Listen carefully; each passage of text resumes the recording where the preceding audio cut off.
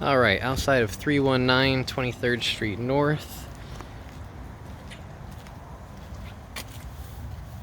2-bed, 1.5 bath. So this was originally an open porch, and you can see that it still has the original columns here, bricks, and the column going up. It's all been open for the craftsman style bungalow. And they actually still have the 2 original windows here. So just to keep with the charm, if this were to be opened back up, it would look similar to that across the street. I love the look and curb appeal of that, but at the same time, this creates a really functional space. You know, they did it right. They dropped in an AC vent. It's a nice, bright, airy space, lots of windows. A lot of people did enclose their porches here, and they're using them as home offices and things like that because it's a really active community, and you can do some people watching as everybody walks by throughout the day. So, yeah, nice original casing on all the windows and doors here. You walk in, you have your dining area off to your left with your living area off to your right. Fairly large living room given the age of the home. Original stained glass windows there.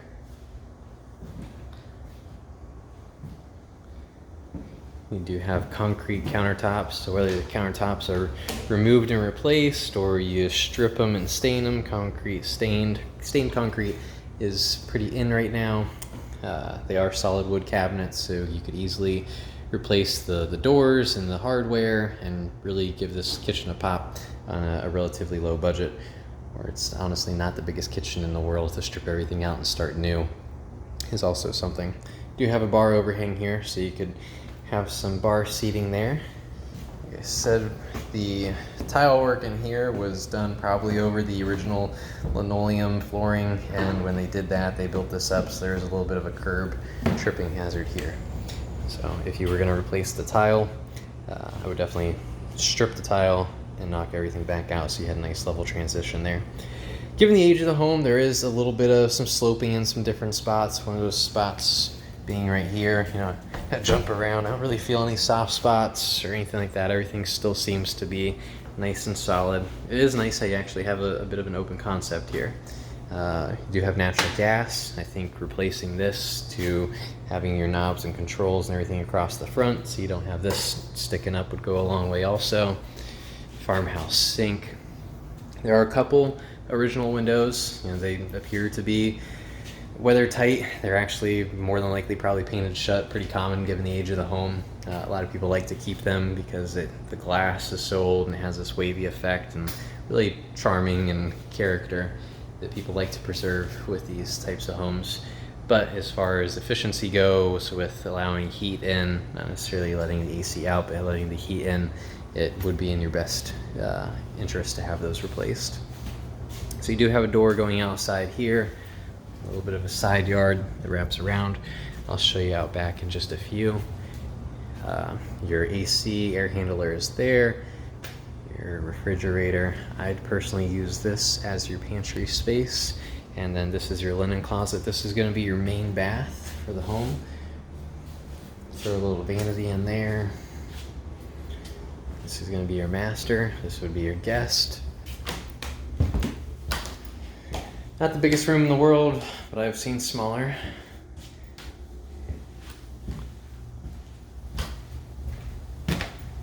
This is going to be your master now. Actually, and so I had mentioned, you know, some of the different casing in the windows and stuff like that, and then the really large baseboard throughout. That's a nice feature. The only place that they were really replacing in the trim where you lost some of that charm is going to be the casing of these doors here. Otherwise, on the interior, you still have the original, which is nice. So this room, I do know, is 14 by 14. It's a good size room. You do have a walk-in closet here. Whoever put these shelves up didn't know what they were doing. And instead of putting in drywall anchors and properly securing the shelves, they decided to put 100 screws into the drywall with a piece of plywood and then screw the shelves into the plywood. So there's that. This is going to be your quote-unquote master bath. It's a half bath. You know, you got to have it where your shower is available for everyone to use, but you want to have your own bathroom in the middle of the night. Here you go. Laundry is off of the master and does have an exit to the exterior, but it's nice to have your laundry inside versus outside or out in the garage. Stay cool. This is going to be the backyard here. Some landscaping, sod, sprinkling system, some pavers I think would really go a long way here. You know, if you were to just throw a nice pavered L up connecting your two areas here and create a walkway, and maybe, you know, a crescent type shape off that, so you had a little bit of a seating area here. It'd be nice. You could also throw up one of the sails shades between your house and your garage. You do have new construction there across the street, or across the alley. So this is your garage. You know, you're not on a true concrete slab, you're on a couple concrete slabs. So basically really large concrete tiles that someone threw down at one point in time. You know, the ground has settled a little bit, so there is some wave here and a little bit of a tripping hazard. You could either remove all these and have it exposed dirt, or you could easily pour a self-leveling kit over this and it would appear to be one big concrete slab. I really don't think these are going to continue to settle any more than they already are. Out here, there's definitely some exposed wiring that will be an issue that would have to be resolved to obtain insurance. So that's something we'd have to get done either prior to closing or immediately right after closing, so that we can close on the loan and the insurance company does not drop you. Relatively simple, inexpensive expense though. I was actually looking for the electric panel so I could see if that was updated, although everything appears to be updated in there, so I find it hard to believe that they fixed the garage and not the house. I have a nice fence here.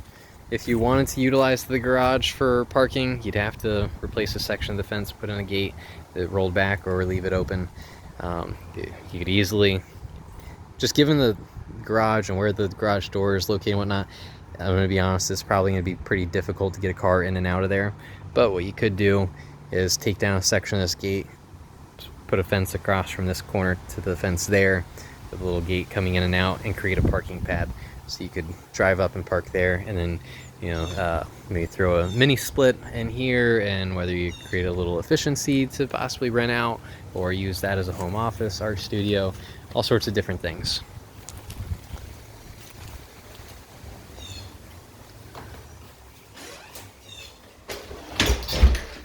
That'll conclude the walkthrough of this home. Once again, we are located in historic Kenwood. Love this location, great neighborhood.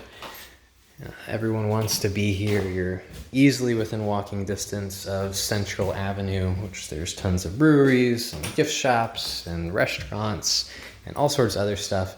A couple different wine bars. I recently went to a place called Lolita's. I recommend that everyone test it out. They had phenomenal food, and the wine drinking experience there was really unique. I'd never been to a wine bar before, but they ask you, you know, what kind of mood you're in and things like that, and based off that, they, you know, tell you what wine is going to complement the mood that you're in, and I'll be golly, they nailed it. So it was definitely a neat experience, and recommend that other people try it out. You're just a couple blocks away from there if you were to live here.